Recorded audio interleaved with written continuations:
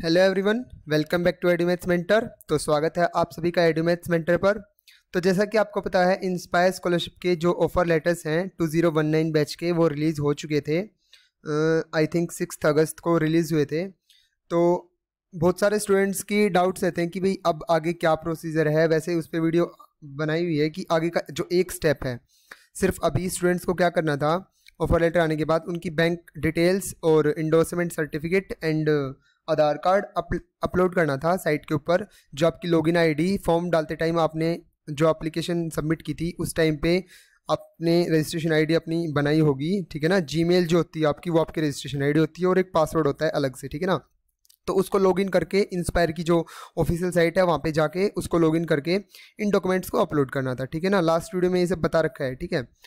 तो जैसे ही आप अपनी जो आईडी है वो ओपन करोगे, आपको मेन पेज के ऊपर ऑप्शंस दिखने को मिलेंगे, ठीक है ना। वहाँ पे स्कॉलरशिप लिखा मिलेगा। स्कॉलरशिप के ऑप्शन पे क्लिक करने के बाद आपको इंटरफेस देखने को मिलेगा ऐसा कि भाई वहाँ पे आपको ऑप्शन मिलेगा अपलोड बैंक अकाउंट डिटेल्स। वहाँ पे आपको अपलोड कर देनी है आपकी बैंक अकाउंट डिटेल्स, स्कैन करवा के कहीं पे भी किसी भी शॉप के ऊपर करवा देना या फिर खुद कर लेना, ठीक है।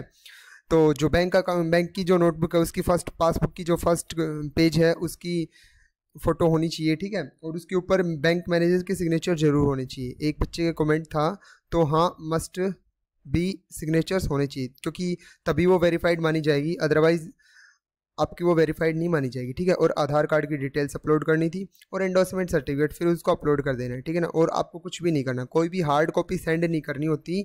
दिल्ली इसका ऑफिस है लेकिन वहाँ पे कोई भी हार्ड कॉपी सेंड नहीं करनी होती। इंस्पायर स्कॉलरशिप का जो 5 साल तक आपका वर्क चलेगा ना, वो सिर्फ और सिर्फ ऑनलाइन चलेगा स्टूडेंट्स, ठीक है। सिर्फ और सिर्फ ऑनलाइन चलेगा। अगर आपका कोई भी डाउट होता है तो आप पूछ सकते हैं, कमेंट कीजिए, ठीक है ना। कमेंट्स बॉक्स में कमेंट कीजिए, आपको हर एक कमेंट का रिप्लाई मिलेगा वहाँ पे, ठीक है। सिर्फ और सिर्फ ऑनलाइन रहेगा सारा काम। और कुछ भी ज़्यादा मतलब ऐसा सोचने की जरूरत नहीं कि भाई ऐसा कुछ गलत हो जाएगा। लेकिन हाँ, सिले मिस्टेक्स नहीं करनी है कि भाई मतलब बिल्कुल बच्चों वाली हरकतें मत करना। अदरवाइज आप लोग अभी ग्रेजुएशन में हो तो इतना तो आपके अंदर थोड़ा सा तो प्रेजेंस ऑफ माइंड आपको रखनी है डॉक्यूमेंट्स अपलोड करते टाइम, ठीक है ना। तो अभी इस वीडियो के अंदर हम डिस्कस करेंगे कि ऑफर लेटर आने के बाद स्टूडेंट्स का क्या क्या प्रोसीजर होता है, ठीक है। ये सब आपके ऑफर लेटर पे मेंशन्ड है, आप अपना ऑफर लेटर भी पढ़ सकते हैं या फिर यहाँ पे पढ़ लीजिए। मैं आपको देखिए डिस्कस करते हैं। तो ये है पोस्ट ऑफर इम्प्लीमेंटेशन गाइडलाइंस, ठीक है ना। कि ऑफर आने के बाद, ऑफर लेटर आने के बाद की जो गाइडलाइंस है वो आप क्या क्या याद रखनी है स्कॉलर्स को, ठीक है। अब अपने नाम के पीछे आप ये लगा लीजिए, इंस्पायर स्कॉलर हैं आप लोग, ठीक है ना। You are a inspire scholar. जो बच्चा सेलेक्ट हुआ है, ठीक है ना। जैसे कि आईआईटी जो क्लियर कर देता है वो IITN बोलता है खुद को, ठीक है ना। तो आप इंस्पायर स्कॉलर हैं, ठीक है। नेक्स्ट अब हम डिस्कस करते हैं। Inspire scholarship for higher education, SHE scholarship for higher education are offer to pursue undergraduate studies and continue up to postgraduate studies. 5 year तक आपको ये स्कॉलरशिप मिलेगी, ठीक है ना। 3 ईयर्स अंडर ग्रेजुएट और 2 ईयर्स पोस्ट ग्रेजुएट, ठीक है। After the 12th standard examination top 1% में अगर आप आते हो तो अभी आप सेलेक्ट तो हो ही चुके हैं, तो इस बात का तो आपको पता ही होगा कि आप कैसे सेलेक्ट हुए, ठीक है ना। इधर आप 12th बेस के मार्क्स पे सिलेक्शन हुआ होगा आपका, किसी का जी मेन की रैंक पे हुआ है, जी एडवांस, और किसी का नीट AIPMT की रैंक पे हुआ है, ठीक है ना। And securing admission in science stream, और साइंस स्ट्रीम में आपका एडमिशन होना चाहिए in any of the science course और its combination out of 18 identified subjects. जो आपको 18 सब्जेक्ट्स प्रोवाइड करा रखे हैं, इधर आप किसी भी एक सब्जेक्ट के साथ अगर BSc कर रहे हैं या फिर आप उनका कोई भी कम्बिनेशन होता है, जैसे फिजिक्स केमिस्ट्री मैथ तीनों के साथ अगर आप कर रहे हैं, या फिर ओनली फिजिक्स के साथ कर रहे हैं, ओनली केमिस्ट्री के साथ कर रहे हैं, ओनली मैथमेटिक्स के साथ कर रहे हैं, तो ऐसा है कि आप कम्बिनेशन ले रखा है या फिर आपने कोई पर्टिकुलर एक सब्जेक्ट ले रखा है, उन 18 में से एक सब्जेक्ट होना चाहिए, तभी आप क्या है, एलिजिबल हैं, ठीक है। एट एनी रिकॉग्नाइज्ड कॉलेज और यूनिवर्सिटी और academic institution in the country. Recognised college university होना चाहिए, आइदर वो गवर्नमेंट हो या प्राइवेट हो। बहुत से स्टूडेंट्स के कमेंट्स थे कि प्राइवेट स्टूडेंट हो या गवर्नमेंट हो, तो कौन सा भी हो सकता है, ठीक है ना। उसके बाद देखिए, आपकी इंस्पायर की स्कॉलरशिप रेगुलेटरी मतलब कैसे रहेगी, बिल्कुल रेगुलेटेड रखनी है। अगर आपको कहीं पे भी किसी भी ईयर में कैंसिल ना हो, हर साल आपको आपका जो अकाउंट के अंदर अमाउंट है वो मिलता रहे, तो उसके लिए आपको क्या क्या ध्यान रखना पड़ेगा। Mode of intimation to scholar, intimation starting कैसे होती है, देखिए। All selected candidates shall receive a provisional, आपको प्रोविजनल ऑफर लेटर मिला होगा, ठीक है ना, कि आप सेलेक्ट हो चुके हैं स्कॉलरशिप के अंदर। The selected students are required to log in, आपको पोर्टल में लॉग इन करना है, ठीक है ना। और जो उसके ऊपर आपको क्या मिल जाएगी, आपको रिजेक्टेड की सभी की, ये सब कुछ आपको पता चल चुका होगा क्योंकि ऑफर लेटर्स स्टूडेंट्स के आ चुके हैं, और जो रिजेक्ट हुआ है उनको भी पता चल चुका है कि कौन क्यों रिजेक्ट हुआ है। तो जो सेलेक्ट हुए हैं उनके लिए है ये आज की वीडियो कि भाई आपको क्या क्या करना है आगे, ठीक है ना। The selected candidates have to upload the required documents to inspire web portal account in prescribed time period. आपको टाइम पीरियड मिला था ना ऑफर लेटर के अंदर कि 31 दिसंबर तक आपको ये चीज़ें अपलोड करनी है, तो वो आपको उस टाइम के इंटरवल के अंदर ही अपलोड करनी है, ठीक है ना। बहुत ज़्यादा टाइम है लेकिन जल्दी कर दीजिए, ठीक है। तो देखिए उसके बाद है कन्फर्मेशन ऑफ स्कॉलरशिप ऑफर, कि आप कंफर्म ऐसे कंफर्म कब हो जाएंगे कि भाई हाँ आपको स्कॉलरशिप मिलेगी। तो देखिए अभी जो ऑफर लेटर है ना वो आपका प्रोविजनल है अभी, ठीक है ना। उसको ये लेके ये मत समझने कि आपकी स्कॉलरशिप आएगी डेफिनेटली, कब आएगी वो सब देखिए कब कंफर्म होगा। This will be confirmed based on the subjects course pursued in the BSc, ठीक है ना। ये जब कंफर्म होगा जब आप बीएससी उसी सब्जेक्ट से कर रहे हैं, यानी कि जो कि 18 सब्जेक्ट से आइडेंटिफाइड है, उन सब्जेक्ट में से किसी एक सब्जेक्ट से आप कर रहे हैं बीएससी या फिर इंटीग्रेटेड एमएस कोर्स कर रहे हैं आप, ठीक है ना। और उनका क्या करना पड़ेगा, upon submission of the first year, जब आप फर्स्ट ईयर की जो रिपोर्ट्स है ना वो अपलोड कर देंगे ना, कहाँ पे, अपने वेब पोर्टल के ऊपर। फर्स्ट ईयर की रिपोर्ट्स के अपलोड होने के बाद आपकी स्कॉलरशिप कंफर्म होगी कि हाँ आपकी स्कॉलरशिप आएगी। तो ऑफर लेटर आने के बाद ये मत सोचना कि ऑफर लेटर आते ही आपकी स्कॉलरशिप कंटिन्यू हो जाएगी, हाँ 80,000 अब आ गई, 80,000 अब आ गई, नहीं ऐसा नहीं होगा, ठीक है ना।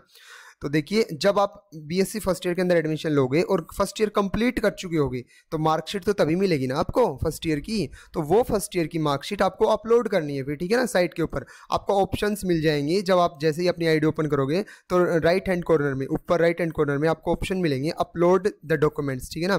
तो आप वहाँ पे क्लिक करना और वहाँ पे जाओगे तब आपको ग्रेजुएशन फर्स्ट ईयर के डॉक्यूमेंट्स अपलोड करने होते हैं, ठीक है ना। और उस ईयर की परफॉर्मेंस रिपोर्ट आपको अपलोड करनी होती है, ठीक है ना। परफॉर्मेंस रिपोर्ट एक लेटर होता है स्पेशली आपको यहाँ पे ही, जो इंस्पायर स्कॉलरशिप का जो मेन ऑफिशियल साइट है, जब आप अपनी आईडी लॉगिन करोगे तो वहाँ पे आपको परफॉर्मेंस लेटर का मतलब जो फॉर्मेट है वो मिलेगा, वो वहाँ से आप डाउनलोड कर लेना परफॉर्मेंस लेटर को, और वो आपको फिल करके आपके जो कॉलेज के हेड हैं यानी कि प्रिंसिपल हैं उनसे सिग्नेचर करवानी होती है, ठीक है ना। उनसे साइन करवा के फिर उसको अपलोड करना होता है, ठीक है ना। अगर किसी स्टूडेंट को ना पता चले तो कमेंट बॉक्स में पूछ लेना, ठीक है ना, मैं उसको बता दूंगा, या फिर परफॉर्मेंस रिपोर्ट के रिगार्डिंग भी अलग से वीडियो डिस्कस की जाएगी कि आपको फर्स्ट ईयर के डॉक्यूमेंट्स के साथ कैसे क्या करना है, ठीक है ना। एंड फर्स्ट ईयर की जब आप डॉक्यूमेंट्स को अपलोड कर देते हो ना तब आप क्या होते हो भी स्कॉलरशिप के लिए वेरीफाइड हो जाते हो। क्यों? क्योंकि स्कॉलरशिप भी आपको तभी मिलती है सेलेक्ट होने के बाद जब आप ग्रेजुएशन के अंदर फर्स्ट ईयर में 60% से अबव मार्क्स स्कोर कर लेते हो। ध्यान से सुनना, 60% से अबव मार्क्स आपको स्कोर करने ही पड़ेंगे, ठीक है ना, तभी आप स्कॉलरशिप के लिए मतलब सेलेक्टेड हो जाएंगे, ठीक है ना, कंफर्म हो जाएंगे कि हाँ मेरे को स्कॉलरशिप मिलेगी। अगर आप 60% से नीचे रहते हैं तो आपकी स्कॉलरशिप उसी साल कैंसिल हो जाएगी, और उसके बाद सेकेंड ईयर में भले ही आपकी स्कॉलरशिप मतलब आप 60% से ज़्यादा चाहे आप 90% ले आओ, आपकी स्कॉलरशिप नहीं आएगी, किसी भी साल नहीं आएगी। जिस ईयर में आपकी स्कॉलरशिप कैंसिल हो गई ये समझो वहीं पे कैंसिल हो गई, उससे आगे आपको फिर वो अमाउंट मिलेगा ही नहीं, ठीक है ना। तो ये तो सोचना ही मत, बस ये ध्यान रखना कि मेरी ग्रेजुएशन के अंदर हर साल में 60% से अबव मार्क्स रखूँ ताकि मेरे को स्कॉलरशिप मिलती रहे, ठीक है। Otherwise offer stand invalid and no communication would be separately in this regard. उसके बाद वहीं पे स्कॉलरशिप कैंसिल कर दी जाएगी। री एडमिशन और change of the college university, यानी कि आपको री एडमिशन, जैसे आपको पता नहीं था कि भाई आप इंस्पायर के अंदर सेलेक्ट होंगे या नहीं, ठीक है ना, तो आप री एडमिशन करवा सकते हैं बीएससी कोर्स के अंदर, ठीक है ना। During the BSc course student can change his subject change कर सकता है कि वो 18 सब्जेक्ट में से मान लो एडमिशन ना ले रखा उसने और वो इंस्पायर में सेलेक्ट हो गया, तो वो उन सब्जेक्ट्स में से हट के दोबारा से बीएससी के अंदर एडमिशन ले सकता है, लेकिन उसी साल के अंदर। BSc first year provided that the subjects studies among identified 18 subject, scholarship will become invalid if any such change taken place after BSc first year. अगर बीएससी फर्स्ट ईयर के बाद ऐसा किया ना भाई तो स्कॉलरशिप क्या हो जाएगी भाई, वहीं पे कैंसिल हो जाएगी, ठीक है ना। And there will be no scope for restoration of the scholarship and no communication will be, यानी कि जो भी करना है ना भाई आपको वो स्टार्टिंग से ही करना है, बिल्कुल स्टार्टिंग से करना है, बाद में आपको चेंज मत करना, ठीक है ना। अगर आपने गैप दिखा दिया 1 साल का तो आप वहीं पे स्कॉलरशिप खो दोगे, उसके बाद आपको नहीं मिलेगी, ठीक है ना। उसके बाद gap year between BSc and MSc, after completion of 3 years of BSc programme, जैसे आप ग्रेजुएशन कंप्लीट करते हो स्टूडेंट्स में जो MSc course natural science only as per list anywhere in the country, कहीं पे भी आप एमएससी कर सकते हो, ठीक है ना। The scholarship will be continued in case of 1 year break और gap in between BSc and MSc course. Scholarship क्या हो जाएगी, देखो डिसकंटिन्यूड है, ठीक है ना, डिसकंटिन्यू हो जाएगी अगर आपने गैप दिखा दिया बीएससी और एमएससी के बीच। जैसे कई स्टूडेंट्स क्या करते हैं ग्रेजुएशन के बाद जॉब की तैयारी करने लग जाते हैं, ठीक है ना, तो किसी को अगर स्कॉलरशिप कंटिन्यू रखनी है ना भाई तो वो कंटिन्यूसली बीएससी के जस्ट बाद क्या करेगा भाई, एमएससी करेगा उसी साल के अंदर। अगर आपकी 2016 के अंदर पास आउट है बीएससी तो 2016 में ही आप क्या कीजिए, एमएससी कीजिए। जैसे कि मैं मेरी डिस्कस कर रहा हूँ भाई, हमने 2019 में की थी जैसे, तो ग्रेजुएशन के जस्ट बाद आपको किस में एडमिशन लेना पड़ेगा, पोस्ट ग्रेजुएशन में एडमिशन लेना पड़ेगा उसी साल। आप गैप नहीं दिखा सकते 1 साल का भी, अदरवाइज आपकी स्कॉलरशिप कैंसिल हो जाएगी, ठीक है ना।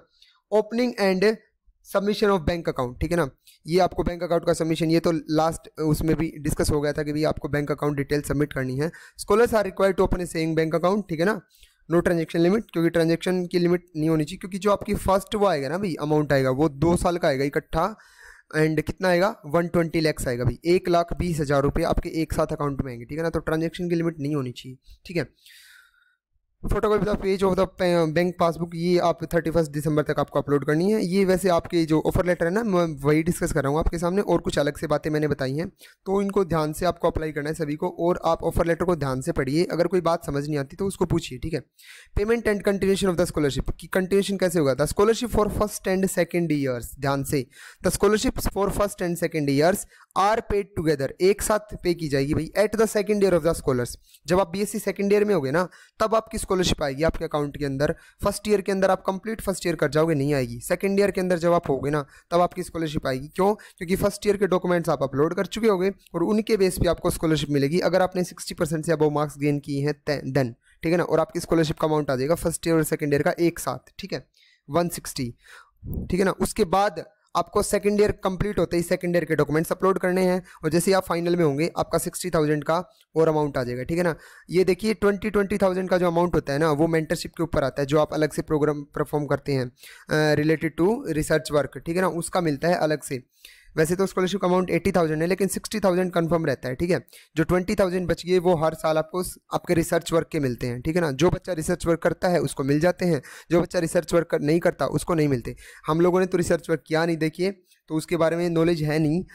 रिसर्च वर्क जो भी स्टूडेंट करेगा उसको 20,000 गवर्नमेंट की तरफ से दिए जाएंगे स्कॉलरशिप के, ठीक है ना। आप कहीं पे भी जाके आप रोड वगैरह में कहीं पे भी कर सकते हैं, ठीक है ना। उसके बाद देखिए फर्स्ट बेस्ड जो आपका फर्स्ट है ना ईयर ऑफ स्कॉलरशिप, पहले ही साल की स्कॉलरशिप आपको किस बेस पे मिलेगी भाई?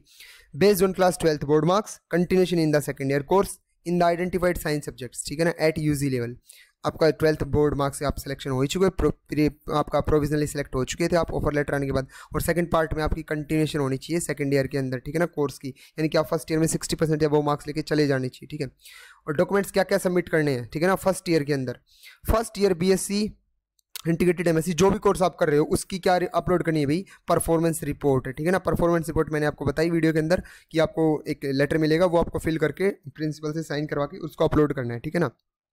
And marksheet of the first year, किसी की अगर 2 सेमेस्टर में एग्जाम होते हैं कहीं पे यूनिवर्सिटी के अंदर किसी के भाई, तो फर्स्ट सेम की और सेकंड सेम की इकट्ठी एक ही पीडीएफ के अंदर मर्ज करके उनको फिर अपलोड करना है, और पीडीएफ का साइज 1 MB से बड़ा नहीं जाना चाहिए भाई, ठीक है ना। आप किसी भी दुकान वाले के साथ पास करवाएंगे तो वो कर देगा अपने आप, ठीक है ना। फर्स्ट सेम की और सेकंड सेम की इकट्ठी एक ही पीडीएफ के अंदर मर्ज करवा के फिर उसको अपलोड करना है भाई, ठीक है ना। कंप्लीट 1 साल का डाटा आपको देना है उनको, ठीक है। और सेकंड ईयर की स्कॉलरशिप भाई based on performance report in BSc first year, ठीक है ना। फर्स्ट ईयर की आपकी जो परफॉर्मेंस रिपोर्ट है उसके बेस पे आपको सेकंड की स्कॉलरशिप मिलेगी, और थर्ड ईयर की स्कॉलरशिप मिलेगी आपको सेकंड ईयर के मतलब जो आपके मार्क्स हैं उनके बेस पे, ठीक है ना, और उसकी परफॉर्मेंस रिपोर्ट के बेस पे। तो हर साल आपको ऐसे ही करना है, हर साल की परफॉर्मेंस रिपोर्ट और हर साल के ग्रेजुएशन के मार्क्स आपको अपलोड करते रहने हैं, ठीक है ना।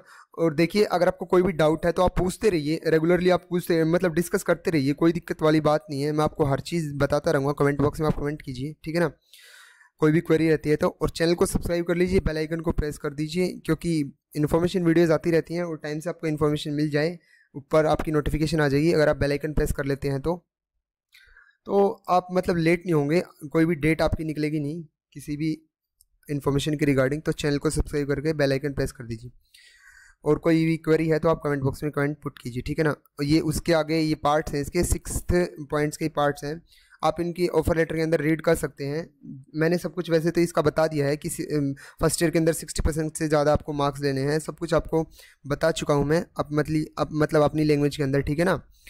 तो ये सब कुछ वही है जो लिख रखा है यहाँ पे, ठीक है। In the case of BSc inspire scholarship pass in all attempt first attempt 60% marks होने चाहिए, ठीक है ना, या फिर 7 की GP होनी चाहिए, ठीक है ना। ऑनर्स मेजर सब्जेक्ट जो होता है, मतलब ये सब कुछ बता रहा है कि कोई बच्चा बीएससी ऑनर्स से करता है तो उसको कैसे मतलब वो कंसिडर किया जाएगा, ठीक है ना। और एक बार जो स्कॉलरशिप में फेल हो गया उसको बाद में वो स्कॉलरशिप नहीं दी जाएगी। सो वीडियो बहुत लंबी खिंचती जा रही है, सो आई थिंक आप इनको पढ़ के समझ सकते हैं। अगर कोई भी पॉइंट समझ नहीं आता देन आप उसको डिस्कस कर सकते हैं, ठीक है ना। So thank you so much, बने रहिए एडुमैथ्स मेंटर के साथ और चैनल को सब्सक्राइब कर दीजिए। Thank you so much.